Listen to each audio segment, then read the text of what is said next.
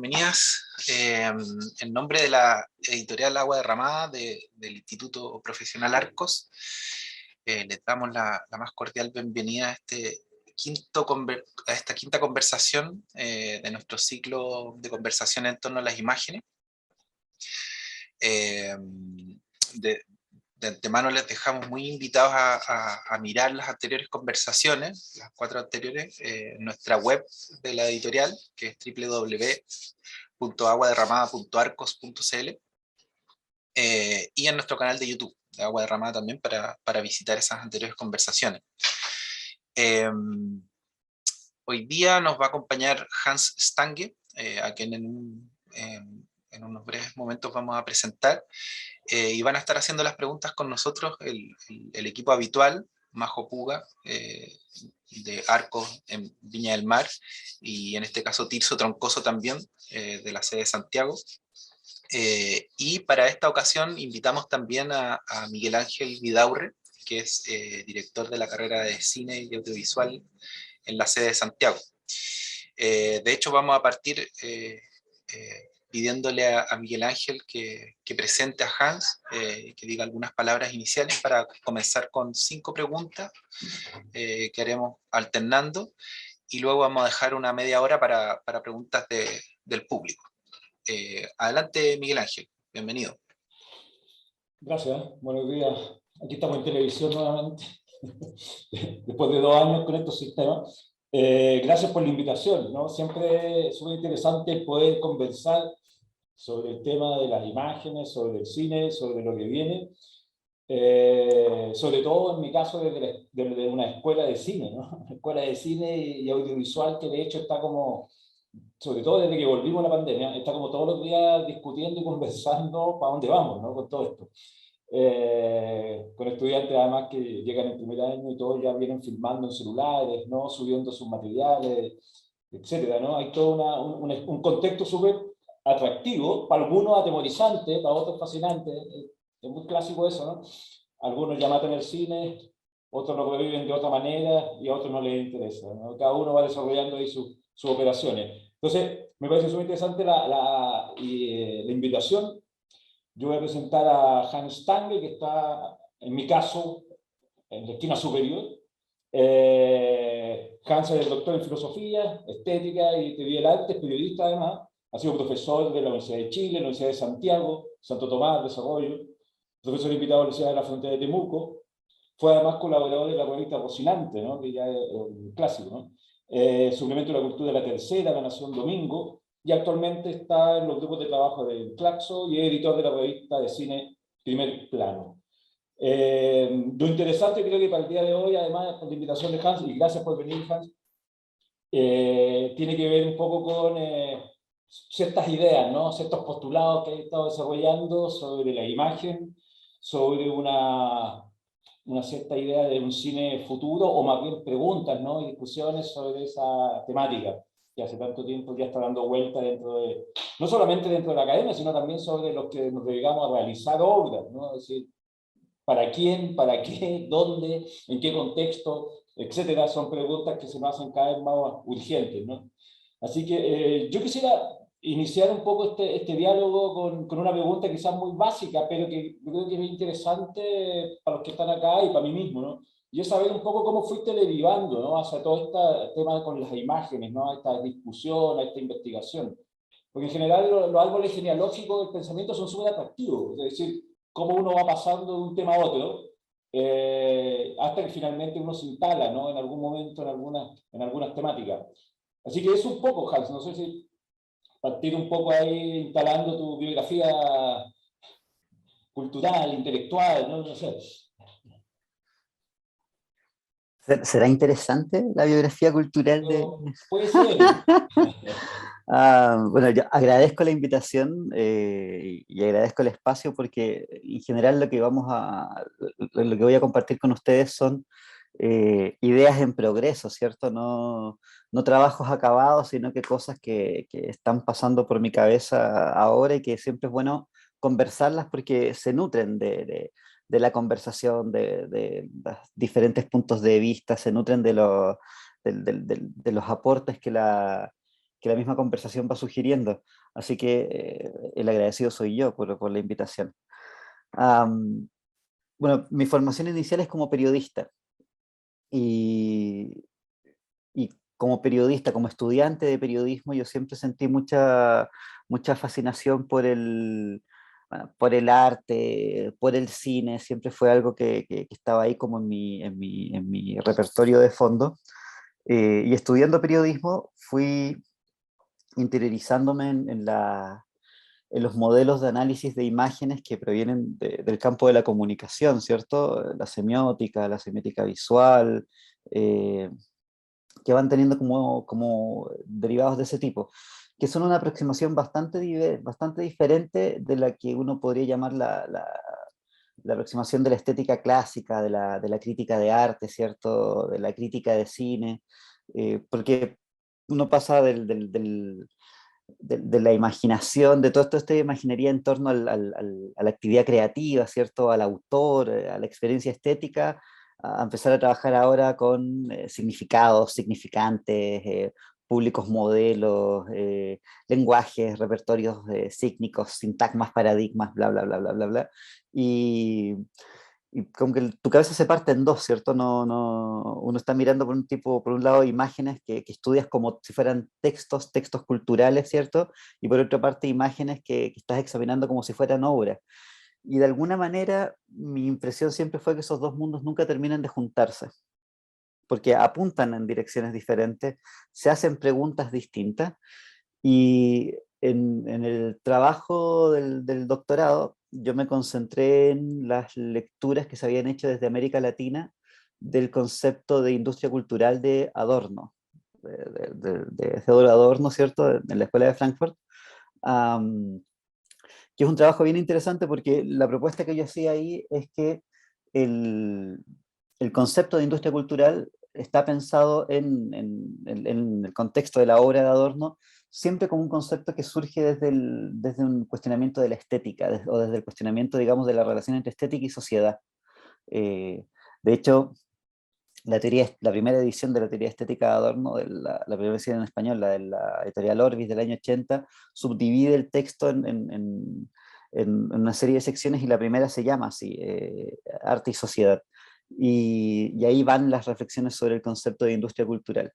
Y esas reflexiones nunca se traspasan al campo o al menos en la lectura latinoamericana, nunca se traspasaban al campo de los estudios de comunicación, de los estudios de diseño, de los estudios de publicidad, eh, donde más bien el examen del concepto de industria de la cultura, o de lo que tenía que ver con experiencia estética se quedaba fuera de la comprensión de la idea de cultura de masas, que es más bien una comprensión sociológica, como un fenómeno social y no como un fenómeno estético. Y a la vez, mis compañeros del doctorado, los profesores, ¿cierto? La gente que yo conocí, que proviene del campo de la teoría del arte, de la teoría literaria, eh, manifiestan, si no abiertamente, un cierto desprecio, un cierto desdén por estos objetos culturales, eh, que no son ni las obras de arte, ¿cierto? Ni las obras literarias, ni las obras con valor poético, ¿cierto? Eh, y no las toman en cuenta. Entonces, como que uno se encontraba de nuevo con este mundo partido en dos, ¿cierto? Lo cual es bien llamativo porque se nos dice constantemente que ya desde los 80 hasta ahora, distinciones como la distinción entre alta cultura y baja cultura no tienen sentido, y sin embargo, al menos en contextos culturales como el nuestro, se viven. No son distinciones que hayan desaparecido, están ahí presentes, están ahí actuando, operando, ¿cierto? Teníamos por una parte a aquellos que se preocupan de la estética, pero que desprecian los objetos de la cultura de masas, de la cultura popular, de la industria cultural actual, y aquellos que se preocupan de esos objetos, pero no lo hacen desde una perspectiva estética.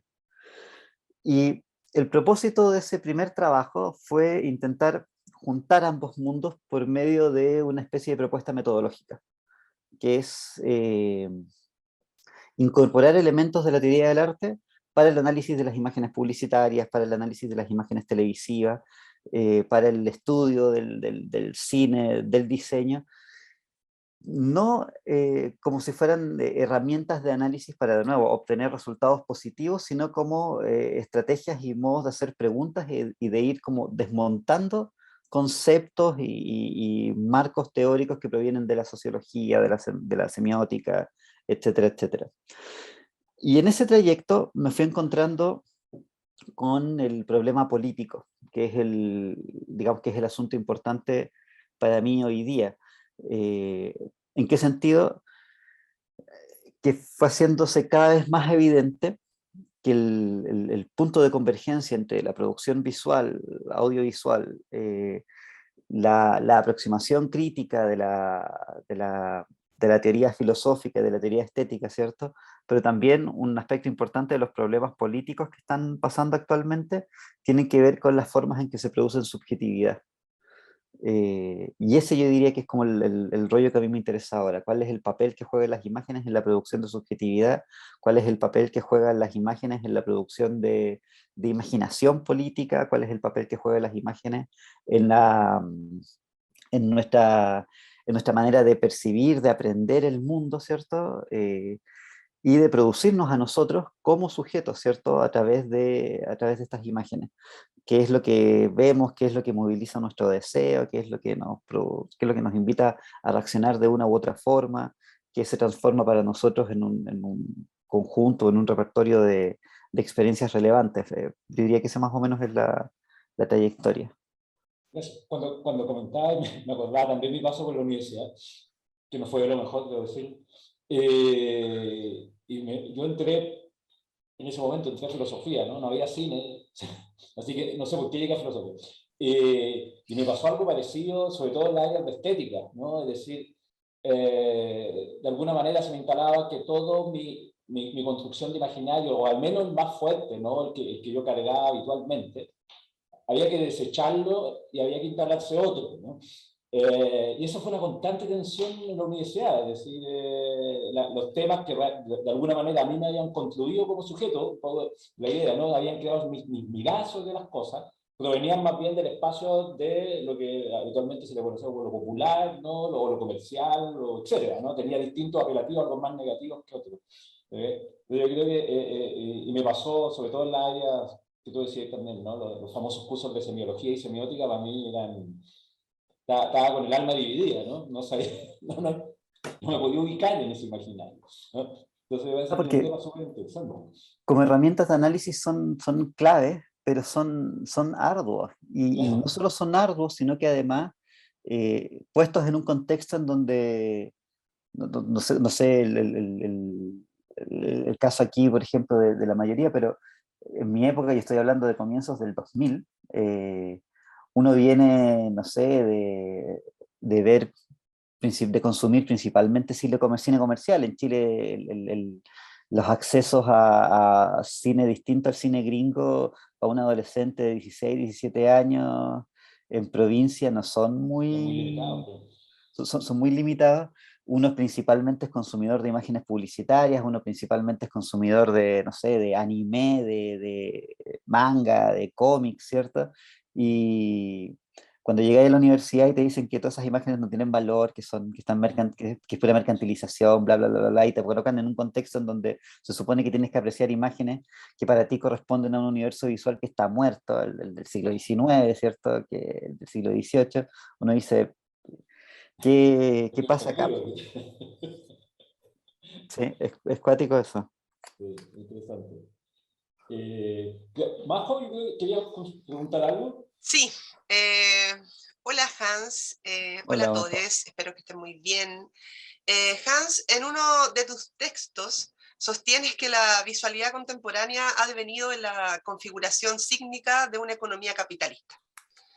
En ese sentido, echas mano a la premisa de que la industria cultural contemporánea no crea mercancías únicamente, sino que también subjetividades. Entonces, ¿podrías desarrollar para nosotros cómo esta idea se conecta con la imaginación? Mira, ahí yo pienso esencialmente en como dos repertorios de lectura. Uh-huh. Uno, el que proviene de la Escuela de Frankfurt, ¿cierto? Que yo diría que es como mi principal marco de lectura. Eh, bueno, el texto clave ahí siempre es el de Adorno y Horkheimer, que se llama La industria cultural, que es un texto denso, ¿cierto? Uno se lo pasa a los estudiantes y sufren con él enormemente. Ah, eh, Pero Adorno también escribió a mediados de los años 60 otro pequeño texto de 4 o 5 páginas que se llama Revisión o Resumen del concepto de industria cultural, donde vuelve a situar las ideas de este primer texto y explicarlas un poco, ¿cierto? Yo siempre doy ese segundo texto de complemento porque es muy interesante, y ahí Adorno dice una cosa que es clave. La industria cultural no es una industria de producción de objetos y de producción de mercancías, porque ese es uno de los errores, por ejemplo, a los que yo me encontré que la lectura desde comunicación suele hacer, ¿cierto? Cuando hablamos de industria cultural, nosotros automáticamente pensamos en, no sé, la industria del cine, la industria editorial, la industria del turismo, ¿cierto? Es decir, eh, unidades, ¿cierto? Y mercados económicos que producen cosas, que producen mercancía, en este caso producen imágenes, producen objetos culturales, los van vendiendo, los van haciendo circular en el mercado y la gente va accediendo a ellos a través de la actividad del consumo. Adorno dice que la industria cultural no es no es la descripción de una unidad económica o de un mercado en un sentido positivo, sino que el concepto de industria cultural describe más bien una racionalidad de producción, una manera de pensar, una manera de producir y asociado a eso, una manera de sentir. Hay que pensar que en alemán, ¿cierto? Kulturindustrie junta dos palabras que no tienen ninguna forma de relacionarse, ¿cierto? Kultur es la traducción de cultura, pero también significa el espíritu, significa como el bálsamo del alma, ¿cierto? Tiene esta connotación un poco metafísica. Y la industria es la actividad, eh, al contrario, más dura, ¿cierto? Más banal, más trivial del mercadeo. Entonces, hablar de industria de la cultura es como hablar de la industria del alma, es como hablar en alemán, ¿cierto? Es como hablar de la industria de la conciencia, tiene esa connotación de juego de palabras, es un término que en verdad entraña una ironía. Es bien divertido notar eso. Am, por lo tanto, no se trata de describir unidades económicas, no sé, el mundo editorial, el mundo discográfico, ¿cierto? El mundo audiovisual, sino que se trata de describir una manera y una racionalidad de producción, una forma de pensar, una forma de producir, una forma de crear, ¿cierto? Y una forma de sentir y de experimentar estos objetos. Dicho eso, en este pequeño texto que se llama Resumen de la Industria Cultural, Adorno agrega que el asunto clave es precisamente que esta industria cultural no produce mercancías, bajo esta misma premisa, ¿cierto? Entonces, ¿qué produce? Y Adorno ahí lo dice claramente, produce sujetos a través de estas mercancías. Es decir, a través del consumo de cine, a través de la compra y de la adquisición de objetos de diseño, a través de la exposición progresiva y permanente a la publicidad, a través del tipo de contacto que nosotros tenemos con el arte, no solo, por ejemplo, yendo a galerías, sino que comprando enciclopedias de arte, revistas de arte, yendo a clases de arte en la universidad, ¿cierto? Etcétera, etcétera, etcétera. Eh, nosotros nos moldeamos como sujetos. ¿Y como qué tipo de sujetos, cierto? ¿Qué tipo de sujetos es el que se produce a través de estas mercancías? ¿Qué tipo de sujeto es el que se produce a través de este tipo de experiencia? Eh, cuando nuestros viajes ya no son viajes de descubrimiento y de exploración como en el siglo XVI, sino que son viajes turísticos, donde todo el mundo se saca la misma foto sosteniendo el obelisco con la mano, ¿cierto? O en los cenotes de la playa del Carmen, cuando todo el mundo lee los libros, pero no porque esté buscando en los libros una verdad, ¿cierto? Trascendental, que es como se leía seguramente, como los monjes leían la Biblia en el siglo XII, sino que ahora leemos los libros un poco porque están de moda, porque están recomendados en rankings de las librerías y de las editoriales, ¿cierto?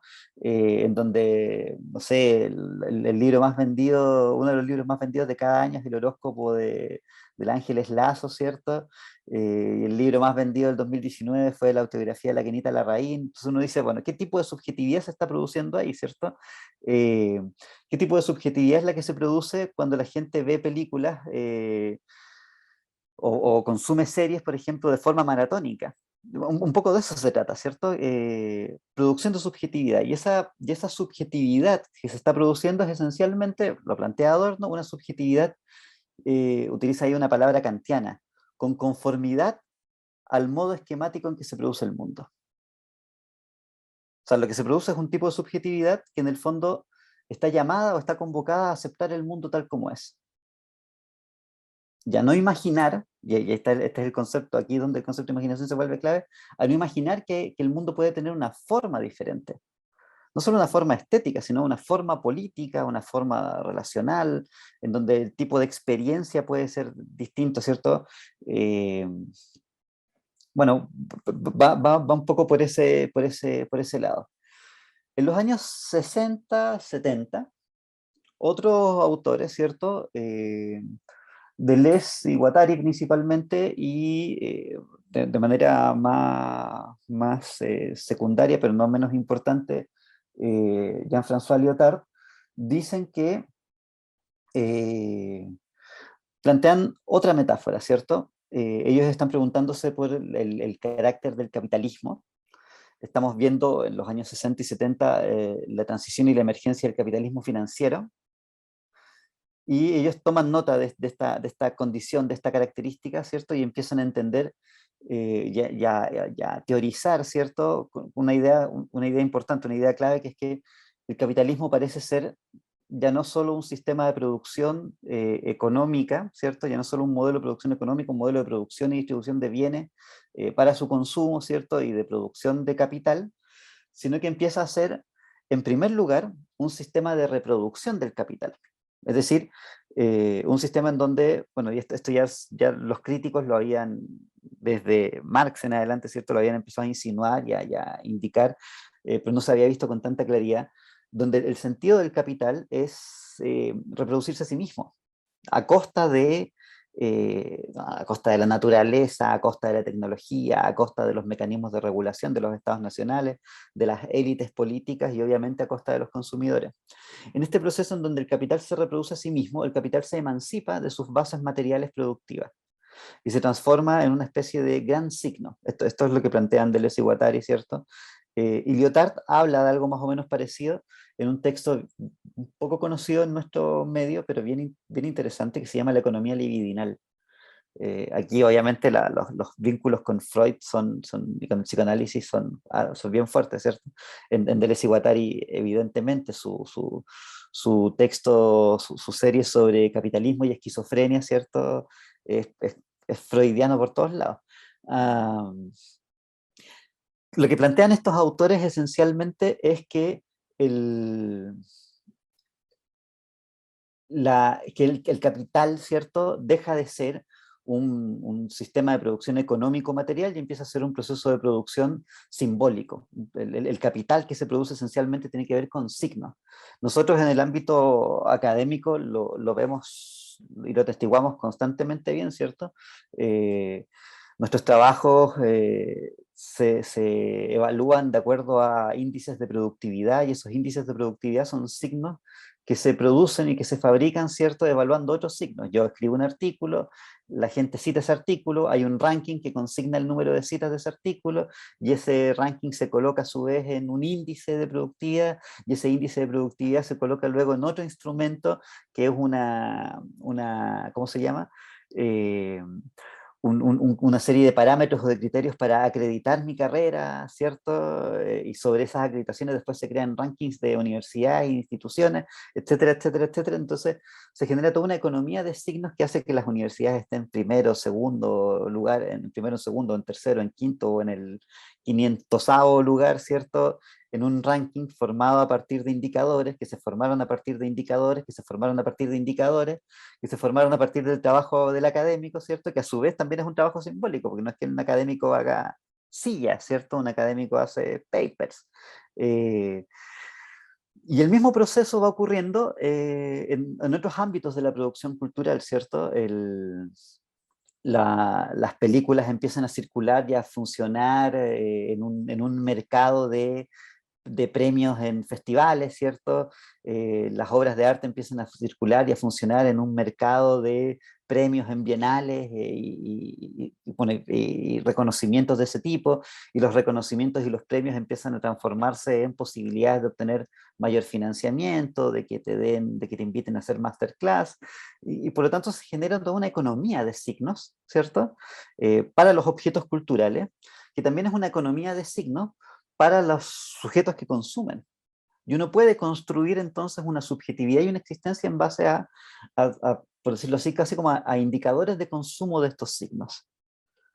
El mejor indicador, digamos, el mejor síntoma de todo este tipo de cosas siempre está como bueno, primero en la conversación común y en los memes. A mí me encantan los memes porque los memes van señalando siempre como el pulso como cotidiano, inconsciente, inmediato de esta economía sígnica, qué cosas van subiendo, qué cosas van bajando, cómo se pone de moda, así como ir a terapia, cómo se pone de moda hacer tal o cual cosa, ¿cierto?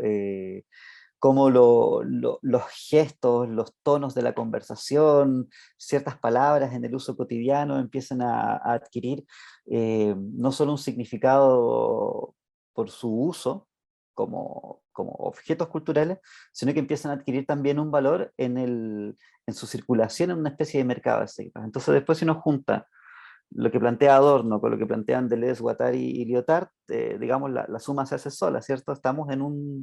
Vivimos en un ecosistema, con un sistema de producción de capital, pero en este caso que también es un proceso, y sobre todo un proceso de producción de capital simbólico. Y en ese proceso de producción de capital simbólico estamos nosotros constantemente produciendo nuestra propia subjetividad. Excelente, muchas gracias, Hans. Le doy el pase a Tirso.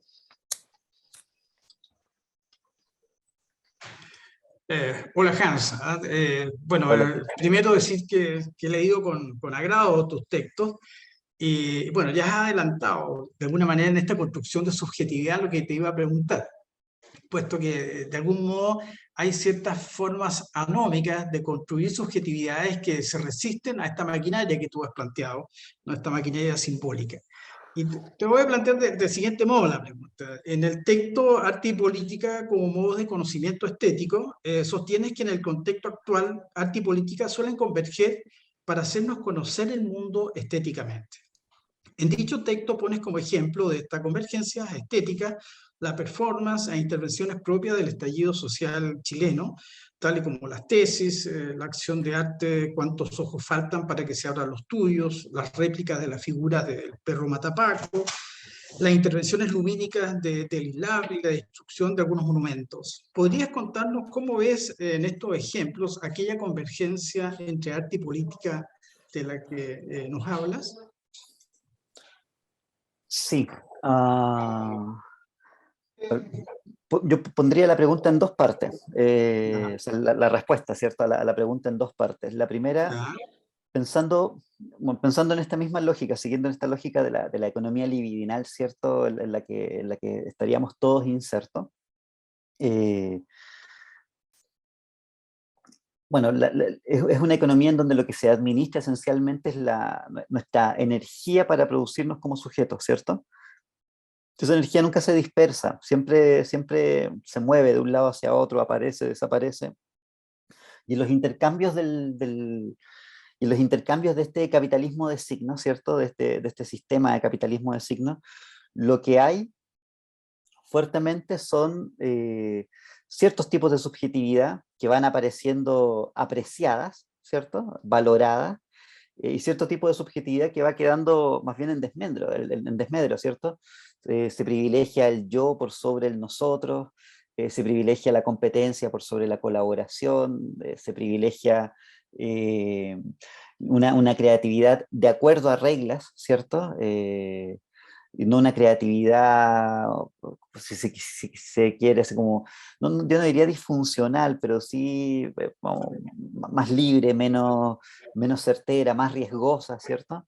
Y eso va produciendo constantemente bolsones y capas de frustración, bolsones y capas que requieren este tipo de salida, ¿cierto? El estallido social de hace 2 años representa precisamente eso, en un esquema en donde se supone que Chile era un país exitoso, donde estábamos todos creciendo constantemente, donde habíamos logrado superar la extrema pobreza. Sin embargo, había una redistribución, ¿cierto?, no solo de bienes materiales, ¿cierto?, una redistribución del ingreso o de derechos o de prestaciones y de servicios sociales, sino que de la dignidad del trato que no estaba siendo compensada, que no estaba siendo balanceada. Y ese es el tipo de cosas que se manifiestan en el estallido.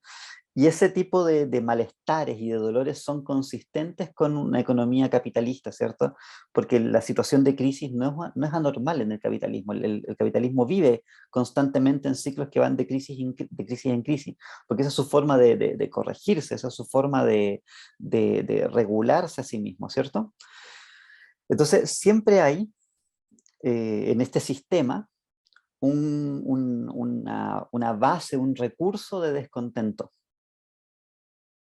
que está allí permanentemente y que se transforma, por lo tanto, por decirlo así, en el capital para una imaginación política de ruptura, subversiva, ¿cierto? De salida, que es un poco lo que uno podría pensar se expresa por ejemplo, en el estallido social, se expresa también en ciertos movimientos contraculturales, se expresa en la vigencia de los discursos y de ciertas pulsiones contrafácticas, contracapitales, ¿cierto? Que permanecen siempre en el ámbito de la imaginación, o están permanentemente allí dando vueltas en el ámbito de la imaginación. En ese contexto, tan importante como las ideas, como las teorías, ¿cierto?, son precisamente estos espacios de imaginación, estos espacios de sensibilidad. No basta solo con entender que las cosas pueden mejorar, sino que hay que sentir que las cosas están mal, ¿cierto? No basta solo con entender que, no sé, que las relaciones sociales en base a la competencia no son, digamos, no son las mejores o no son las más eficientes, sino que hay que sentir que son relaciones que nos llevan a intercambios con el otro de manera enferma o de manera que, bueno, que hace que después necesitamos todos terapia, ¿cierto? Es decir, la imaginación política, al igual que la percepción estética, ¿cierto?, requiere de esta base sensible, de esta base emocional, ¿no? No se trata, no es un asunto que se resuelva solo a nivel de una teoría racional o del plano de las ideas, ¿cierto? Para cambiar el mundo hay que sentir que el mundo está mal, no solo hay que entender que el mundo está mal, ¿cierto? Y para tener el impulso de cambiar las cosas, por ejemplo, de meterse en el proceso de una nueva constitución, no solo hay que entender que eso debe hacerse, sino que hay que tener el impulso vital para hacerlo, el deseo de salir y quemarlo todo y hacerlo todo de nuevo, ¿cierto? Y de contemplar eso, y de colocar el impulso de esa energía, ¿cierto?, en unas imágenes, en una canción, en un baile, en un grito, en una obra visual o audiovisual. ¿Se entiende, cierto? Entonces, cuando estamos en ese plano, o digamos, cuando estamos en esa línea, surge el espacio para que puedan converger la imaginación estética con la imaginación política. Lo que yo he propuesto en el trabajo que tú citabas es que tanto la política como el arte nos permiten conocer el mundo de la misma forma y es precisamente a través de la sensibilidad. Es decir, eh, que contra, de nuevo, las teorías filosóficas más clásicas que entienden la política o la actividad política como una actividad puramente racional, ¿cierto? De tomar decisiones acerca del mejor modo de administrar el Estado, tomar decisiones o construir estos esquemas como o estas teorías acerca de la representación de los derechos y deberes políticos en un Estado de derecho bajo el modelo de la democracia liberal, ¿cierto? Eh, la política tiene menos que ver, o no tiene solo que ver con la racionalidad, ¿cierto? Sino que tiene mucho que ver con esta pulsión de deseo y por lo tanto con esta economía libidinal. Por eso la política moviliza también toda una completa economía de signos. slogans, frases, propaganda, la imagen de los candidatos, la imagen apabullante de las masas. El problema en nuestro caso es que ese descubrimiento, digamos, la comprensión de este momento libidinal de la política, de este momento estético de la política, lo hacen en el siglo XX en primer lugar los movimientos autoritarios. O sea, los primeros que desarrollan una estética de las masas son los movimientos fascistas, los movimientos después populistas, ¿cierto? Y hasta ahora, ¿cierto? Han quedado, por lo tanto, en manos esta economía estética de la política, ha quedado en manos eh, de estas, más bien, pulsiones destructivas, ¿cierto? O sea, qué imagen más atractiva y al mismo tiempo qué imagen más peligrosa que la de los asaltantes del Capitolio cuando Trump entrega el mando, ¿cierto? Es una imagen preciosa, atractiva, pero también tremendamente peligrosa. Y es ese hiato, ese vínculo entre lo que se ve bien, entre la imagen en donde nosotros depositamos cierto deseo, ¿cierto? Y la imagen en donde nosotros depositamos, y por otra parte, donde proyectamos nuestro quehacer como sujetos políticos, aquello que es tan difícil, ¿cierto? Que es encontrarse con el otro. Donde estética y política se juntan. Y el razonamiento, digamos, la premisa que yo sugiero en el texto es que, y un poco lo que quiero trabajar en lo que estoy haciendo ahora, ¿cierto? Es que si la imaginación política y la imaginación estética se juntan, ¿cierto? O tienen una base más o menos común, en la medida en que nuestro capitalismo de signos, ¿cierto? Nos compele a aceptar el mundo tal como es, eso no implica, y esta sería como la pregunta clave, que a través de nuestras obras audiovisuales nosotros también estamos compelidos a reproducir esa subjetividad del mundo y por lo tanto a limitar nuestra manera o nuestras posibilidades de cambiarlo, de transformarlo. O sea, es llamativo que con tanta película de zombies, con tanta película de apocalipsis ecológico, ¿cierto? Eso no lo digo yo, está así como en todas partes, sea más fácil siempre hoy día concebir e imaginar el fin del mundo que imaginar el fin del orden capitalista. Y eso quiere decir algo, ¿cierto? Que estemos más preparados para un ataque zombie mentalmente, ¿cierto? No es que estemos preparados en realidad, nadie tiene su kit de sobrevivencia zombie en la casa, ¿cierto? Pero que sea más fácil para nosotros imaginar eso, que imaginar, por ejemplo, cómo sería un mundo en donde conviven tribunales civiles y tribunales penales con tribunales indígenas. Porque eso no lo somos capaces de imaginar, ¿cierto? No somos capaces de imaginar, por ejemplo, los órdenes sociales e institucionales intermediarios entre el modelo del gran Estado-nación, ¿cierto? Y por otra parte, el modelo de los órdenes comunitarios. Eso se vio muy claramente en el estallido social, ¿cierto? La gente se autoorganizaba en asambleas autoconvocadas o en cabildos, y estamos ahí al nivel comunitario, al nivel más microfísico del poder, ¿cierto? Y por otra parte, estaba la demanda por una nueva constitución, es decir, una demanda por un esquema general nuevo para la sociedad. ¿Y qué pasaba con los regímenes intermedios? ¿Cómo ese paso de la asamblea autoconvocada al municipio, del municipio al gobierno regional, del gobierno regional a la representación distrital, de la representación distrital, ¿cierto?, al orden nacional? ¿Cómo conviven? ¿Cómo conviven esos dos mundos? Eso no ha sido imaginado. No solo no ha sido imaginado acá, no ha sido imaginado en Bolivia, por ejemplo, no ha sido imaginado en Ecuador, no ha sido imaginado en ninguna parte donde esos órdenes locales se han instaurado. Y nuestra producción visual no nos permite imaginar esos tránsitos tampoco. Porque nos tiene habituados a imaginar otro tipo de cosas. Y ahí es donde entonces uno dice, chanfle, ¿cierto? Chuta, nuestra incapacidad, ¿cierto?, de desarrollar imaginación estética está impactando en nuestra forma, nuestra incapacidad para imaginarnos también un mundo político distinto. Oye, Hans, yo quería aprovecharme un poco lo que estás diciendo para llevarlo a mi territorio, ¿no? Sí, sí. En la zona.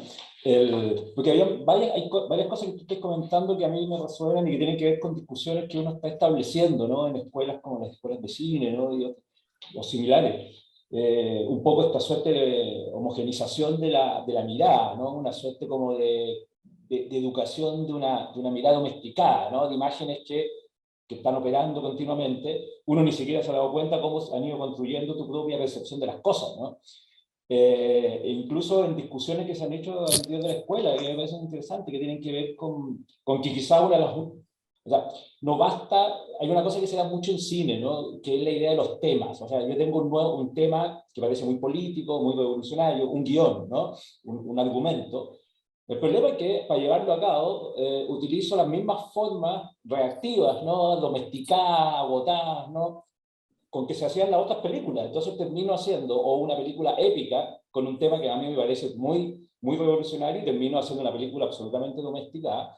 Termino haciendo muchas películas que me parece que son muy cínicas además, ¿no? Supuestamente feministas, que no lo son, porque básicamente lo único que hice fue cambiar al protagonista masculino por una mujer, ¿no? Y la película está filmada de la misma manera como se vienen filmando las películas desde los 40 más o menos, si no antes, ¿no? Entonces, yo creo que me parece súper interesante, me acuerdo también un poco la idea de Mark Fisher, ¿no? Así como cómo es capaz de la industria del cine, ¿no? Como a lo mejor cuando la gente está a estudiar, incluso nos pasó una experiencia, ¿no? A veces estudiantes que te piden, así que uno sea aún más institucional en la edición de la imagen, ¿no? Así como, sigamos, enséñenos a hacer como lo hace la industria, ¿no? Sí, sí, Y yo sí. decía, no, no queremos, ¿no? Queremos salir de ahí. No, no salgamos, puta. Es un tema, o sea... Y hay incentivos perversos para eso, porque, por ejemplo, absolutamente. uno puede tener una idea muy interesante y tener la voluntad para poder desarrollarla un poco a destiempo de la industria, pero si quieres financiamiento, el fondo te pide un asesor de guión y el asesor de guión Absolutamente. te enriela, ¿cierto? O existen estos mecanismos que me parecen perversos desde el punto de vista creativo, ¿cierto? Como los workshops de los festivales, los pitching, ¿cierto? Que son, en el fondo, son pura policía del pensamiento, son puros espacios, ¿cierto? Para que tú agarres tu idea y esa idea se transforme en el mogollón que después puede ser distribuido. Sí, exacto, es justamente los temas que estamos conversando. O sea, de hecho, uno de los problemas típicos, ¿no? Tú puedes tener incluso la idea de partir quizá una obra audiovisual desde imágenes, ¿no? Ni siquiera desde textos, ¿no? Que es la habitual, ¿no? El texto, el contenido, etcétera. Pero claro, al pasar por toda la gama de lo que te comentabas, ¿no? Los famosos pitching, ¿no? La presentación de proyectos, la baja al texto, la fundamentación de la obra, ¿no? Te das cuenta que después termináis con lo que odiabas, ¿no? O sea, termináis con lo que nunca quisiste, pero termináis con eso finalmente, ¿no? Y eso es lo que te van a financiar. Si tú presentáis un proyecto a uno de los fondos, tanto que hay acá, ¿no? Desde otra perspectiva, lo más seguro es que no vaya a pasar ni siquiera la primera etapa, ¿no? O sea, no hay cómo entrar por ahí, digamos. Sí, o te dicen, bueno, pero hágalo como usted quiera. Claro, No lo vamos a financiar nosotros, pero hágalo como usted quiera. Y puedes claro, hacerlo como tú en la quieras. salida. Y puedes tener después de 6 7 años tu película, porque te va a demorar todo ese tiempo en hacerla Así sin es, estos apoyos, ¿cierto? así es. Pero vas a tener tu película en tu copia máster, ¿cierto? Y no vas a tener Claro. distribuidor, no vas a tener exhibidor, no vas a tener... O sea, que para efectos de las industrias creativas es prácticamente lo mismo que no tener la película. Absolutamente, Eh, absolutamente. Y es interesante porque lo que está pasando ahora, por ejemplo, a propósito del tema que tú también comentaste, ¿no? Hay un tema, por ejemplo, con ciertas nociones del cine colaborativo que son muy antiguas, ¿no? Pero que se ujú. están poco a poco reinstalando, sobre todo en Latinoamérica, ¿no? Chile ha sido muy poco permeable por razones obvias, ¿no? A ese tipo de cine. Centroamérica lo está desarrollando hace tiempo, Perú, Bolivia también, ¿no? Acá uno lo intenta instalar y te miran con una desconfianza absoluta, ¿no? O sea, ¿qué vamos a ganar con todo esto, ¿no? ¿Qué vamos a ganar con este asunto, digamos? Claro, lo que pasa es que hay que sacar el foco de la creación audiovisual, porque cuando uno coloca el foco en la creación audiovisual, deja de comprender el esquema en el que esto está ocurriendo, ¿cierto? Y tienes que colocar el foco en el esquema de producción. Claro, Y en el esquema de producción global el cine, o en general la producción audiovisual, primero es un tipo de producción cada vez más cara, que requiere cada vez insumos de capital más fuertes, pero además es cada vez menos rentable. Y esto es un fenómeno que viene ocurriendo desde los años 70 en adelante. Es muy poco rentable hacer una película. Entonces la única forma de que las películas produzcan grandes retornos de capital, ¿cierto? Es a través de este sistema en donde tú empiezas a integrar verticalmente cine, televisión, streaming, videojuegos, etcétera, etcétera, etcétera. Y para poder hacer esos saltos de un formato a otro necesitáis productos esquemáticos. Y eso a su vez centraliza la producción en ciertos polos. Estados Unidos, que es el polo más importante para nosotros, ¿cierto?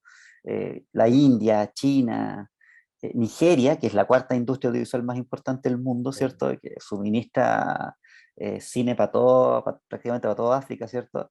Y son pocos polos de producción que tienen niveles de producción muy grandes, ¿cierto? No sé, Hollywood debe producir 600, 700 películas al año, es harto, ¿cierto? Ahora, de esas 700 películas al año, 100, 150 tienen retorno, pero esas mantienen el resto a través de este sistema disgregado. El resto apenas generan como el regreso del capital invertido o o se transforman, digamos, no sé, hay un montón de películas cristianas que se producen en Utah, ¿cierto? Y en Nevada para consumo directo en el cable, o que pasaban directamente al video, ¿cierto? Eh, y claro, tienen ahí sus públicos cautivos. Es una realidad muy distinta a la que pasa en nuestros países, porque ya, como lo decía Paranaguá en su momento, ¿cierto?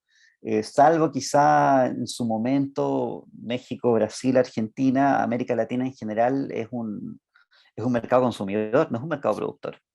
Entonces, nosotros tenemos que entender nuestro lugar en la industria audiovisual a partir del consumo, no a partir de la producción. Y eso hace que, por ejemplo, en la medida en que seamos consumidores, vamos a estar segmentados por estas grandes industrias, ¿cierto? Si estamos segmentados, no vamos a tener capacidad de integrar mercados productivos, ¿cierto? Pero tampoco lo vamos a hacer porque estamos compelidos a competir. O sea, dentro de estos esquemas colaborativos, no solamente la colaboración entre creadores, sino que uno diría, por ejemplo, la colaboración entre países. Si hacer una película es cara, ¿cierto? Y el mercado de espectadores en Chile es bajo, entonces, ¿qué mejor que integrar el mercado de espectadores de Chile con el de Argentina, con el de Perú, con el de Colombia, ¿cierto? Y hacer, por ejemplo, que las películas de Chile, de Perú, de Colombia compitan todas en una especie de gran mercado continental. Eso generaría que muchas películas pudieran tener retorno. Primero, eso no se puede hacer porque no existen las condiciones económicas para generar eso, ni la voluntad política para generar esos mercados. Segundo, no se puede hacer porque estos países compiten entre ellos en vez de colaborar, ¿cierto? Compiten por quién obtiene más premios Goya, por quién postula a los premios Oscar, ¿cierto? Pero además tampoco se puede hacer porque no existen los marcos culturales que permitan que esa colaboración se haga sin pasar por el esquema de los 3 actos, sin pasar por la fórmula de género, sin pasar... ¿Te fijas? Entonces, hay una serie de desincentivos a la creación audiovisual en ese sentido, que nos van a tener siempre haciendo cine como lo hacemos actualmente, es decir, financiado en un 90% por subsidios del Estado, por lo tanto, haciendo que el 90% de nuestra producción pase por la policía del pensamiento, haciendo que sea un cine que en ese sentido reproduce el sentir, ¿cierto? De un pequeño grupo que es el que está abocado a la producción, ¿cierto? Y de un grupo igual de pequeño que está abocado al financiamiento ¿cómo se llama? Y a la reproducción del estado actual de cosas, ¿cierto? Que son nuestros gestores culturales. eh, y de los cuales los retornos van a ser siempre mínimos, ¿cierto? Es decir, ¿cómo es la producción audiovisual en Chile? Son, no sé, 120 películas al año, de las cuales 10 películas postulan a obtener algún premio en festival, ninguna postula a tener retornos económicos importantes, y 90 de las 120 son trabajos de egreso de los estudiantes que se van directo a YouTube, o sea, se van directo a YouTube, ni siquiera pasan por el streaming, por el cable, en el mejor de los casos se van a onda media. O sea, esa es la producción audiovisual en Chile. ¿Por qué? Porque Chile es un país consumidor. En el gran esquema de las cosas, Chile es un país consumidor, no un país productor de audiovisual. Y eso significa que Chile es un país que reproduce entonces los marcos de la subjetividad de otros. Nosotros somos un país en donde nuestro consumo de cine reproduce el orden de cosas de Estados Unidos. ¿No? Y no estoy hablando del imperialismo cultural de los años 60, sino que estoy hablando de este gran esquema en donde nuestra concepción, por ejemplo, de la democracia liberal no tiene nada que ver con nuestros marcos culturales, donde nuestra comprensión, ¿cierto?, digamos, de las bondades del hombre de clase media, no tiene nada que ver con nuestra realidad de lo que es la clase media en Chile.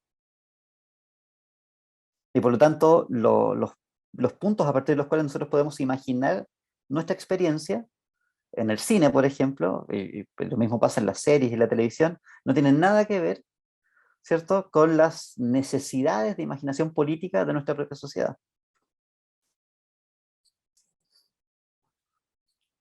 Es heavy. ¿Qué hacemos ahora? ¿No? Ese sería como Quemar todo, eso soy... ¿Por dónde empezamos? ¿Cómo? ¿Se podrá emancipar de alguna manera ciertas imágenes? Yo creo que por ahí va la cosa. O sea, precisamente para poder, por ejemplo, para poder emancipar la sociedad tienes que emancipar tienes que emancipar primero la conciencia política, pero para emancipar la conciencia política tienes que emancipar entonces la cabeza, y para emancipar la cabeza el camino está en el arte. En eso yo creo que Adorno, Benjamin y estos grandes autores de los años 30 y 40 no se equivocaban. O sea, la respuesta, ¿cierto?, no está en la ideología, ¿cierto? La respuesta no está en el programa revolucionario. El siglo XX ya lo vivió y sabemos cómo terminó, ¿cierto? Eh, lo que hay que hacer es esencialmente producir una forma de arte, de cine, de televisión, ¿cierto? Hay que producir una forma de imaginación estética, ¿cierto? Que que nos esté constantemente recordando que hay algo en nosotros que no se reduce a la función de consumidor, que no se reduce a la función de votante, que no se reduce a algo que puede ser gestionado o administrado, que hay algo en nosotros, ¿cierto?, en nuestra conciencia como sujeto, que no puede ser administrado por medio de una tecnología. Llamémosle a esta tecnología terapia, llamémosle a esta tecnología gestión de emociones, llamémosle a esta tecnología yoga, mandala, no sé, llamémosle a esta tecnología maratón de series, ¿cierto? Hay algo en nosotros que no puede reducirse a algo como sujeto, ¿cierto?, a una conciencia administrada. En la medida en que nosotros, que haya algo que siempre esté recordándonos eso, tenemos un espacio de acción para que este capital de frustración, para que este capital de enojo, para que esta especie de como conciencia, ¿cierto?, de que el orden natural de las cosas no es natural, y de que el orden natural, ¿cierto?, y de que el modo natural de ser, el modo normal de ser, ¿cierto?, está mal, pueda transformarse productivamente, y cuando digo productivo no quiero decir en términos de capital, ¿cierto? Digo productivo en términos de poético, ¿cierto? De creativo, eh, en el punto de partida de otra forma de conciencia y de otra forma de emocionalidad, ¿cierto? Yo, por ejemplo, ahí pongo mis fichas en el movimiento feminista. De todo lo que ha pasado en los últimos años, a mí me parece que los movimientos feministas son los que la tienen más clara. Y ahí en general, como que eh, si no sé para dónde va la cosa, veo para dónde van las feministas. Lo cual no implica que al interior del movimiento feminista no haya una serie de debates y no haya una serie de problemas y no se den también de repente dos pasos hacia atrás para dar un paso hacia adelante, ¿cierto? No es un grupo mesiánico. Pero yo creo que en el movimiento feminista hay una potencia, una potencialidad de cambio de conciencia y de cambio de sensibilidad que puede llevarnos a otra cosa.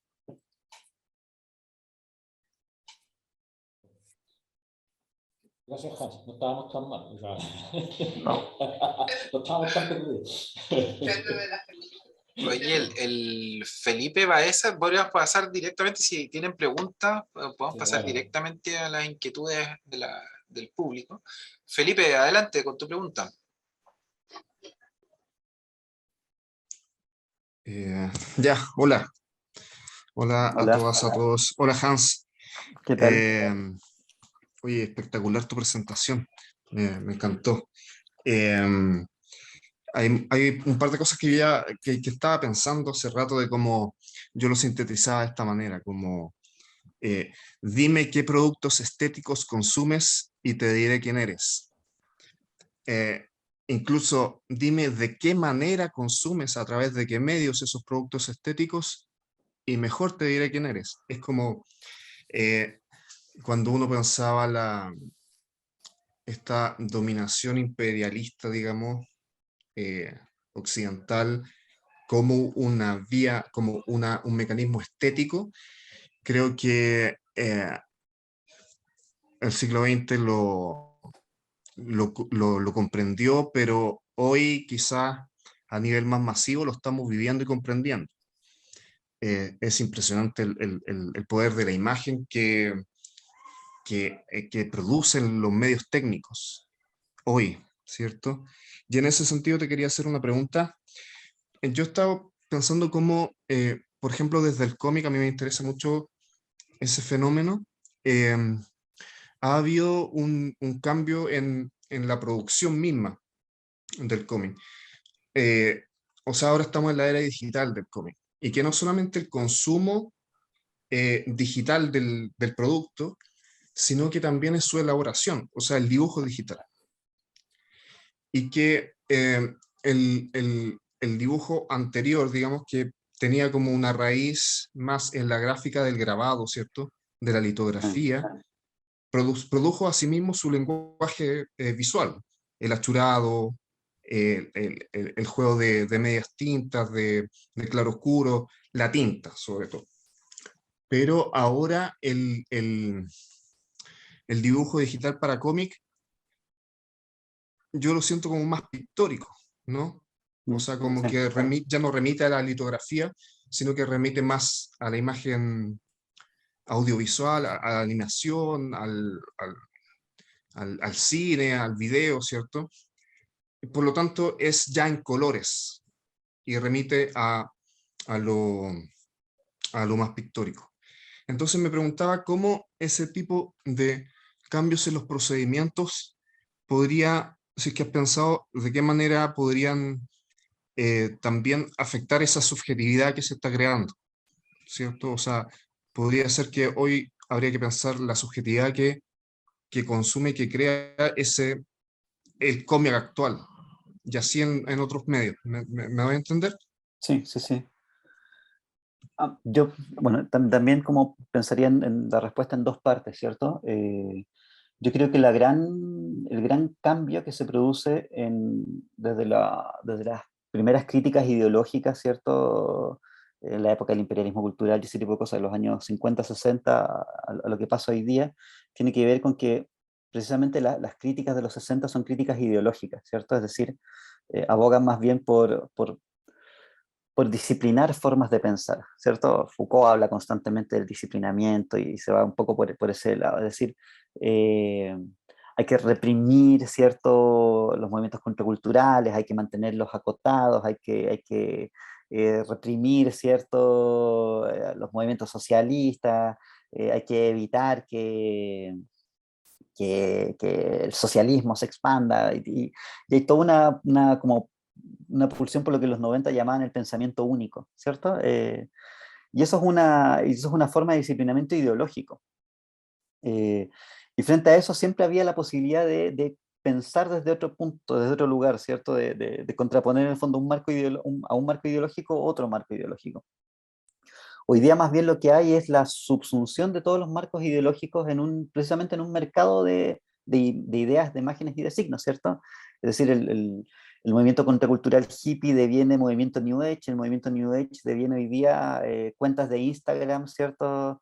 Donde gente promociona talleres de 200.000 pesos para enseñarte asoleo anal. No sé si han visto esas cosas, son unas cuestiones horrorosas. Y contactarte con los espíritus a través de medium, ¿cierto? Con tu yo interior y con tu ser poderoso y bla, bla, bla, bla, bla, bla. Y Entonces, de alguna manera, el debate ideológico está ya desactivado bajo esa lógica, ¿cierto? Salvo que nosotros empecemos a visibilizar cuestiones que en ese marco discursivo sí quedaron como un poco en desuso y sin embargo siguen siendo base de injusticias materiales fuertes. Ahí yo estoy, por ejemplo, en esa línea con Nancy Fraser, ¿cierto? Es como... preguntémonos por un montón, por el reconocimiento y preguntémonos por la diversidad y la disidencia cultural, pero sin olvidar los marcos materiales en los cuales se producen y se reproducen las injusticias de clase, ¿cierto? Las injusticias de producción y de consumo, las injusticias de distribución de derechos sociales, etcétera, etcétera. Yo te diría que en ese contexto, lo que cambia es el estatuto de la imagen, porque la imagen de los años 60, 70 es todavía una imagen que representa, que contiene y moviliza un discurso. La naturaleza visual contemporánea, precisamente gracias al entorno digital, hace que la imagen haya devenido ya no una representación. Hoy día las imágenes constituyen gestos y acciones, ¿cierto? La diferencia fundamental entre un icono puesto en una bandera al lado de una consigna en una marcha en los años 60 y el icono puesto en la interfaz del celular, ¿cierto? Es que el primer icono es una representación, ¿cierto? El segundo icono es una acción. La imagen se transformó en algo parecido a los actos de habla, ¿cierto? A través de los iconos digitales nosotros hacemos cosas. Las imágenes hoy día son gestos, son acciones, son extensiones de una capacidad performativa, y ese cambio en la naturaleza visual supone también un cambio en nuestra interacción con las imágenes, porque nosotros hoy día ya no contemplamos imágenes para escudriñar en ellas un discurso que esté ahí en el fondo, un significado, ¿cierto? Sino que interactuamos con las imágenes de la misma forma en que interactuamos con los objetos cotidianos, las usamos, ¿cierto? Las consumimos, las desechamos, las traspasamos, las almacenamos, las archivamos, las guardamos, las comentamos, las intervenimos. Las imágenes hoy día son eso, son gestos y son acciones. Entonces hay que dejar de entender las imágenes como representaciones. Dicho eso, y paso ahí a la segunda parte de la pregunta, cambia entonces fundamentalmente el estatuto de la experiencia que esas imágenes provocan en nosotros, ¿cierto? De una experiencia quizá contemplativa, como era la experiencia del arte hasta 1910, 1920, ¿cierto? A una experiencia como la que describía Benjamin, ¿cierto? La experiencia del shock y del atractivo y del asombro, como el de la imagen publicitaria de los años 40, 50, 60, de la imagen televisiva. Hoy día la experiencia de la imagen está subsumida en la experiencia cotidiana y es indistinguible. O sea, nosotros vemos una película, interactuamos con la interfaz del celular o de la tablet, ¿cierto? Vemos los signos del metro, las señales publicitarias, los iconos de publicidad en las páginas web que visitamos, y la experiencia de uso de esas imágenes es indistinta de la experiencia de uso de los iconos en las cajetillas, de las instrucciones de los objetos cotidianos, de los emblemas en nuestras poleras. O sea, hoy día las personas se ponen poleras de bandas de rock porque la polera es bonita y pega bien con la chaqueta, y no porque ellos realmente gusten de esa banda de rock, ¿cierto? Hay un sentido de representación a través de las imágenes que se ha perdido. Y por lo tanto nuestro sensorium respecto a las imágenes es otro. Y eso impacta, por ejemplo, en cosas como en cosas como las que tú planteas, por ejemplo, la producción del cómic. Porque el cómic ya no se lee entonces para apreciar, no sé, el estilo de tal dibujante, incluso la falla, por ejemplo, de la reproducción de tal o cual imagen, ¿cierto? Ese gusto que uno tenía cuando era chico y veía las impresiones baratas de la editorial Novaro, por ejemplo, y distinguía ahí las tramas de puntitos de la impresión en 3 colores y todo ese tipo de cosas. Hoy día uno ve la imagen, ¿cierto? Diseñada perfectamente, iluminada en capas, ¿cierto? Que puedes leer como webcómic, ¿cierto? Y que se parece y produce exactamente la misma sensación visual que te produce ver la película de Marvel, que también está pictorizada porque está hecha en un 90% en pantalla verde. Entonces todo vuelve a ser pictórico, ¿cierto? Y ya no, pero ya no estás contemplando la imagen, ya no estás buscando en la imagen, ¿cierto? Que la imagen se transforme en el espejo o en el frontis respecto del cual tú pones en movilización tu sensibilidad, sino que la imagen se transforma en una especie de caja abierta en donde tú como sujeto sensible te metes y aceptas las reglas de representación de ese mundo visual y simplemente constatas que es perfecto, que funciona, que está bien, ¿cierto? Y no esperas Como en el otra cosa, videojuego. como el del videojuego, en una experiencia inmersiva, claro. Y no esperas otra cosa. Y estás ahí y no esperas otra cosa. Y en la medida en que eso satisface sus propias reglas de funcionamiento, tú te sientes satisfecho como consumidor también. O sea, eso, por ejemplo, el que hoy día se haya transformado en un lugar común, decir que ciertas películas de acción, ya uno ya no puede decir que las películas son buenas o malas, ¿cierto? Porque hoy día porque los gustos son subjetivos, ¿cierto? Y confundimos subjetividad con opinión. Y uno no puede decir entonces las películas son buenas o malas, sino que hay que valorar las películas en su propio género. Y es como, ¿qué le vas a pedir a una película de Marvel? Que sea entretenida y que sea espectacular. Y la película de Marvel es entretenida y espectacular, entonces es buena película. Y le ponemos 8 de 10, 9 de 10. Y en la misma nota que tiene, no sé, El Padrino, 9 de 10. Y en la misma nota que tiene, no sé qué otra cosa, no sé, una película de Bergman, ¿cierto? También tiene 9 de 10. Y resulta que Bergman, Marvel y El Padrino tienen todos 9 de 10. Y uno dice, bueno, pero ¿qué pasó acá? Si no son objetos culturales comparables, mi sensibilidad no responde del mismo modo a estos objetos culturales. Y ahí yo añadiría además, bueno, y qué terrible que además eso signifique que nuestra experiencia de nuestra sensibilidad como espectadores de cine signifique ponerle nota a todo. Porque eso significa que también esperamos ser evaluados constantemente. Cambia el sensorio. Cambia el sensorio. ¿Será que la densificación iconográfica del siglo XX produjo seres más anestesiados estéticamente? Puede ser. Yo he escuchado mucho el argumento y durante un tiempo lo acepté igual. Eh, pero ahí vuelvo a la premisa de Adorno, es decir, efectivamente estamos en un momento de sobreabundancia de imágenes y tenemos más imágenes que nunca en ningún otro momento de la historia. Pero no son las imágenes lo que importa, sino que es la subjetividad que esas imágenes producen. Entonces, en el fondo lo que tenemos ahora es un catecismo, una especie de catecismo visual en el capitalismo, ¿cierto? Y ese catecismo visual ya no es solamente los domingos cuando vamos a la iglesia, o en este caso al mall, ¿cierto? Sino que ahora es los lunes de la mañana, los sábados en la tarde, los martes al mediodía, todos los días a las 11 de la noche cuando revisamos el Instagram por última vez antes de quedarnos, de dormirnos, todos los días a primera hora de la mañana cuando revisamos el Facebook o el WhatsApp, y es lo primero que hacemos en el día. O sea, las redes sociales como medio generan eso, es un catecismo intensivo y cotidiano, no tiene que ver con la producción, con la intensidad de las imágenes, tiene que ver, porque de hecho las imágenes son cada vez menos intensas, sino que tiene que ver con su operación por volumen.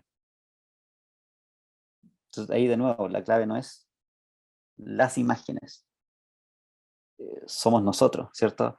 No son las imágenes las anestesiadas, somos nosotros los anestesiados. Bueno, muy bueno, Hans. Mario, adelante.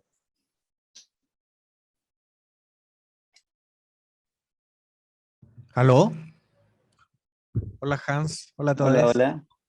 Oye Hans, gracias por todo lo que nos estás compartiendo. Está explosivo. Aquí como entendiendo también que parte de nuestro contexto es académico o no sé, educativo, en contexto educativo, ¿qué pistas o sugerencias ves al respecto a una posible emancipación de la estética en un contexto educativo, ¿no? Poniendo el foco también tanto a los chicos jóvenes con este diagnóstico que ha hecho y a nosotros como también docentes, ¿no? Con estas experiencias también estéticas y que vamos de alguna manera provocando creación estética. No sé si se entendió mi pregunta. Sugerencias de posible emancipación estética. Qué difícil. Aquí uno pasa del diagnóstico a la proposición y yo no soy Lenin. No sé qué hacer. Ah, en principio, ahí mi malestar habitual me llevaría a decir poca, no sé. Porque hay que pensar que en este contexto las universidades también han cambiado mucho, ¿cierto? O sea, nuestras universidades no son las mismas de hace 20 años. Hoy día nosotros estamos en una universidad neoliberal, estamos en una universidad, en instituciones educativas que han devenido empresas productivas también, ¿cierto? Y no hay que olvidarse que los sistemas educativos, igual que la familia, igual que las instituciones estatales, son principalmente, o sea, son por naturaleza instituciones conservadoras, ¿cierto? No, conservadoras en el buen y en el mal sentido del término, ¿cierto? Son conservadoras en el sentido que aglutinan el conocimiento y el tesoro intelectual importante para una sociedad y lo transmiten a las nuevas generaciones, y eso forma parte de la enseñanza de los chicos, y está bien que sea así. Y también son conservadoras en el sentido de que son reacias al cambio, ¿cierto? De que son reacias. O sea, yo te diría, como, ¿qué hacer? No sé, trabajar sin currículum, pero eso es imposible. Trabajar sin sistemas de evaluación, pero eso es imposible. Entonces, descontados como, descontados los caminos importantes, ¿ya? ¿Qué hacer? Ah, hacer contracatecismo, por ejemplo. Ser así como ser como la secta satánica en medio como del obispado cristiano capitalista. Esa es una posibilidad, y trabajar un poco subterráneamente. Eh, a nivel de la clase, yo te diría, como de la clase, el trabajo en el aula, ¿cierto? El trabajo cotidiano, yo diría que lo más importante es ofrecerle a los estudiantes experiencia, más que conocimiento, más que ideas, ¿cierto? Es como ofrecerles experiencias que les permitan a ellos, de nuevo, sentir que efectivamente pueden hacer algo más que reproducir lo que hacen como consumidores. En el plano audiovisual eso es súper evidente, ¿cierto? Como, como decía Vidaurre, los estudiantes llegan, eh, los estudiantes de cine llegan a los 18, 19 años a la carrera y ya han sido consumidores audiovisuales durante 18, 19 años, cosa que no ocurría hace 40 años, ¿cierto? Y ese cambio es paradigmático, es sustantivo. Los estudiantes hoy día llegan siendo consumidores y tienen un sentido natural de la escala de planos, de las transiciones de un plano a otro, y cuando uno les pide hacer un ejercicio libremente, no hacen algo creativo, hacen algo que se parece a lo que ya han visto. Y bueno, es obvio que eso va a ser así. Entonces, uno no saca nada con enseñarles ya las escalas, los niveles de cámara, las escalas de plano, bla, bla, bla, bla. No basta con eso, ¿cierto? Sino que hay que decirles, bueno, enfrentarlos a la libertad de que ellos puedan trabajar de una manera diferente, que puedan, por ejemplo, equivocarse incluso, hacer cosas distintas y decir, ya, yo estoy aquí no reproduciendo mi experiencia como consumidor, ¿cierto? No haciendo algo que es lo que yo quisiera ver, porque cuando yo pienso lo que yo quiero ver, estoy pensando como consumidor. Tengo que hacer algo que yo no quiera ver. Esa sería una posibilidad, por ejemplo.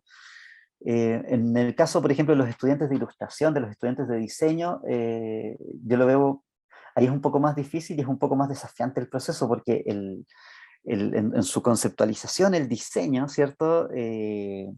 Está inserto en el corazón de esta reproducción de la subjetividad del capital industrial, o sea, las lógicas, las lógicas y las premisas del diseño gráfico, del diseño industrial, ¿cierto? Que son el mantra de que la forma siga la función, ¿cierto? De que la forma se transforme, se exprese como información, hacen que más bien al contrario, todo el entrenamiento y el adiestramiento profesional de los diseñadores sea para anular las potencialidades críticas de la expresión estética.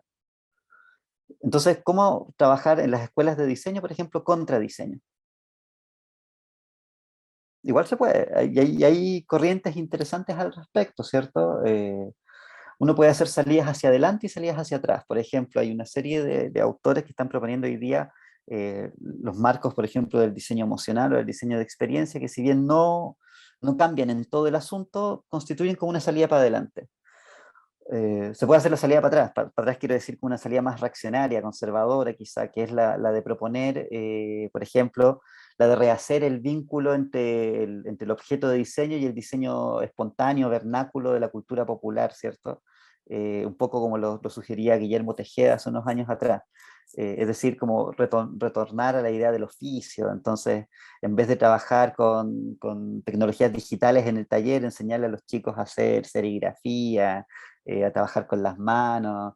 Y eso es una salida para atrás, ideológicamente hablando, ¿cierto? Pero los reconecta a ellos con una experiencia distinta. Y hay que pensar que la experiencia es esencialmente relación con el tiempo, relación con el espacio, relación con los materiales, la forma en que se detiene la idea, ¿cierto? El pensamiento en una idea fija, la forma en que la sensibilidad se detiene en un tipo, en un estímulo específico. Es más difícil, pero se puede hacer. ¿Cómo enseñarle a los estudiantes de escritura creativa, por ejemplo, que escribir creativamente no es solo como dar con el eslogan publicitario clave? Que escribir creativamente no es escribir igual a como lo hace Simonetti. Pero tampoco es hacer el caligrama experimental, porque eso ya lo hizo Huidobro hace 100 años. Entonces ya no es experimental, ya no es creativo, es otra cosa. También es llamativo, por ejemplo, bajo esa lógica, que la mayor parte de las nuevas generaciones de escritores hacen sus primeras armas, por ejemplo, escribiendo fanfictions. Es decir, reproduciendo como escritores lo que han leído como consumidores. ¿Cómo los sacamos de ahí? Bueno, uno diría, la salida para atrás, hay que hacerles leer otras cosas. Y vamos metiéndole ahí, no sé, pues, el Quijote, Joyce, Cortázar, pero también es muy probable que ese tipo de literatura para las generaciones más nuevas no sea relevante. Y entonces, ¿qué hacemos? Partir de cero, leer de otra parte, leer otra cosa.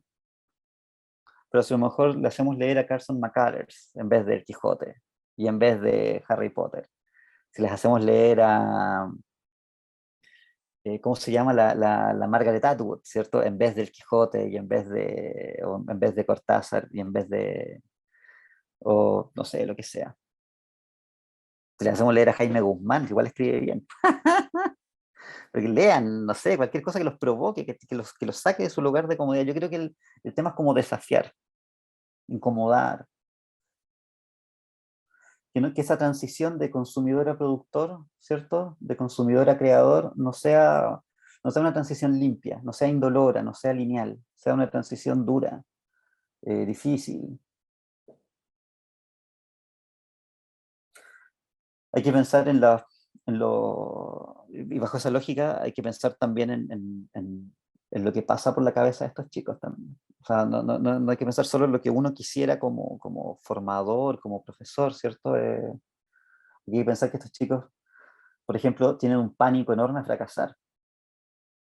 Y es un pánico no producto solo de una carencia psicológica, ¿cierto? Es un pánico enseñado culturalmente, porque la mayor parte de ellos están endeudándose para estudiar, entonces fracasar significa, tiene un significado real, no solo un significado simbólico, ¿cierto? Eh, una parte importante de estos chicos son la primera generación de su familia que va a la universidad, por lo tanto fracasar tiene un peso en su trayectoria vital importante. Pero para ellos fracasar significa no estar a la expectativa de lo que la institución pide. ¿Y qué es lo que la institución pide? Buenas notas. Entonces también es como enseñarle a estos chicos que pueden sacarse malas notas, que no está mal reprobar un curso. No sé, allá ya empiezo como a divagar y a pensar en voz alta, pero es como... Hay una contradicción en los estudiantes también, ¿cierto? Que se comportan como clientes y al mismo tiempo, ¿cierto? Eh, son sujetos educativos. Ambas cosas a la vez. Y ambas cosas están tensionando, por ejemplo, la situación cotidiana de la sala de clase. Y eso es duro. No para uno, es duro para ellos. Muchas gracias. Vamos con la última pregunta de Feña, que tiene la mano levantada. Y con esto ya vamos cerrando. Muchas gracias, Hans. Vale. Feña, adelante. con todo, ¿no? Quisiera saber, a propósito que estábamos divagando, ¿no? Aquí como algunas cosas recogidas frente a lo que planteaste en un principio, pero mi pregunta es como directa, ¿no? ¿Qué valor le darías tú entonces a lo experimental, pero no lo que hizo antiguamente otros autores, sino ¿qué valor le darías tú a lo experimental de lo que sucede hoy en día, por ejemplo, a una tecnología experimental o a unas clases experimentales frente al arte, por ejemplo, o generar docencia más experimental tal vez para que los alumnos pudiesen tener esta como transición que dices tú que es más dolorosa, ¿no? ¿Qué valor le darías tú a eso? Si por experimental hablamos como de fomentar precisamente que los estudiantes tengan experiencias relevantes, todo el valor. Si por experimental hablamos de decirle a los estudiantes, ya chiquillos, este semestre vamos a hacer un font footage porque nada, porque eso ya está hecho, ya es cierto, o sea, la categoría del experimental no es lo que no es la salida a esta reproducción constante, porque lo experimental, hay que pensar que ya lo experimental ya está contenido en esta economía de signos, ¿cierto?, capitalista. Lo experimental ya tiene un lugar en el repertorio, en el catálogo, en el museo, ¿cierto? Ya hay autores que tienen el mote de experimental, ¿cierto? Un Jonas Mekas va a encontrar la posibilidad que le hagan una retrospectiva en el Festival de Cine de Montreal o en el Festival de Cine de Buenos Aires, ¿cierto? Sin ningún problema. Y en ese sentido, lo experimental como práctica creativa, en la medida en que no tensione la economía de las imágenes, yo ya no es experimental como era antes, ¿cierto? No tiene ni el mismo impacto ni el mismo valor. Lo cual no quiere decir que nosotros no podamos tener experiencias de experimentación dentro de la sala de clases, precisamente con el propósito de provocar experiencias en los estudiantes.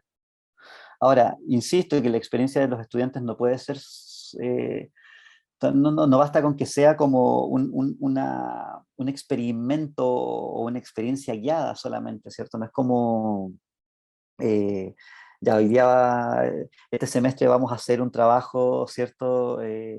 Donde vamos a contar una historia, pero sin guión previo. Qué novedoso, ¿cierto? Es como, ya este semestre vamos a hacer un trabajo en donde vamos a fusionar ficción y documental.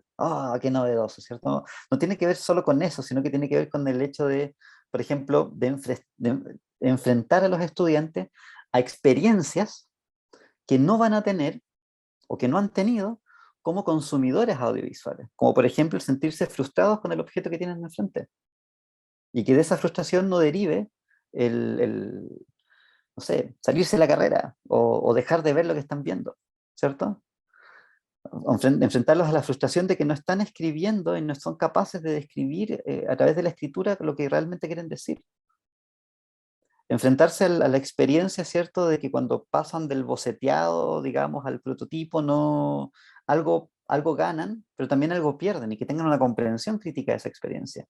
Entonces no se trata simplemente de ponerse a hacer experimentos, ¿cierto?, sino que se trata de comprender qué tipo de experiencia es la experiencia valiosa para el estudiante en un momento determinado de su proceso formativo. Y a veces eso puede ser simplemente ponerlos a leer algo. O no hacer nada en la clase y sentarse, por ejemplo, a conversar con ellos. Muchas de mis mejores clases fueron clases que no salieron como yo planeaba. No son muchas tampoco, algunas clases salieron bien, y usualmente esas pocas clases que salieron bien porque yo no hice lo que pensaba hacer, sino que un estudiante me interrumpió con una pregunta que yo no esperaba y nos obligó a pensar a todos en voz alta. Y fue la raja.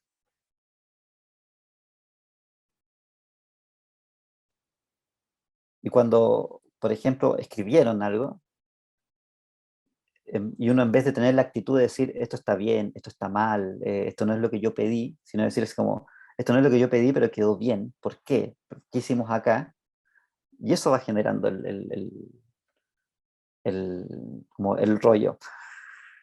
Como dejar de tener control, para que ese tipo de cosas pasen, uno tiene como que dejar de tener control, que la sala de clases sea como una cosa más caótica, lo cual a su vez produce un montón de frustración en los estudiantes, porque los estudiantes son ansiosos, necesitan control, saber a dónde ir, quieren que se cumpla el programa. Hoy día a mí me piden rúbricas de evaluaciones, que es una cosa, los estudiantes me la piden, no mi director académico, ¿cierto? Como, eh, pero profesor, ¿cómo va a evaluar esto? Yo les digo, no sé, así, y me dicen, pero eso es subjetivo. Y es como, sí, pues. Y cagan, si no, y uno dice, pero sí, hay que explicarles que eso no está mal, y hay que como generar espacio para que valientemente consientan ellos en hacer una actividad que saben de antemano que no va a ser evaluada por medio de una rúbrica objetivamente. Porque, insisto, el estudiante no es un sujeto naturalmente crítico que está esperando que uno sea el maestro adecuado, ¿cierto?, para que les enseñe cómo luchar contra el capitalismo simbólico. El estudiante es un consumidor y es un cliente que potencialmente puede ser un apóstata del capitalismo simbólico. Pero lo más probable es que no lo sea.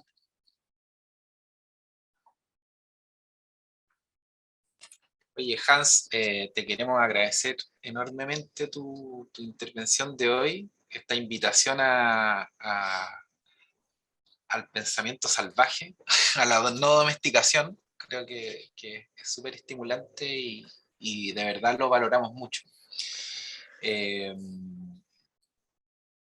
Quedamos obviamente en contacto para futuras invitaciones, para seguir profundizando. Aparecen varias preguntas. Yo creo que todos nos vamos con muchas preguntas y nutridos para seguir pensando. De aquí sale un meme, dice Mario. Así que bueno, te lo agradecemos y seguimos en contacto para seguir pensando juntos. Muchas Agradezco gracias yo a la, todos. Gracias, Hans. sí, no, gracias a usted. Yo les agradezco mucho la invitación, lo pasé muy bien. Qué bueno. Muchas gracias a todos por conectarse. Miguel Ángel, Muchas Marco, gracias. Tirso por las preguntas. Nos estamos viendo. Que estén muy Chao, bien. Hans, Gracias. gracias. Gracias, Chao, chao. Gracias, Hans. Hans. Chao a Que estén todos. bien. Chao. Chao, chao.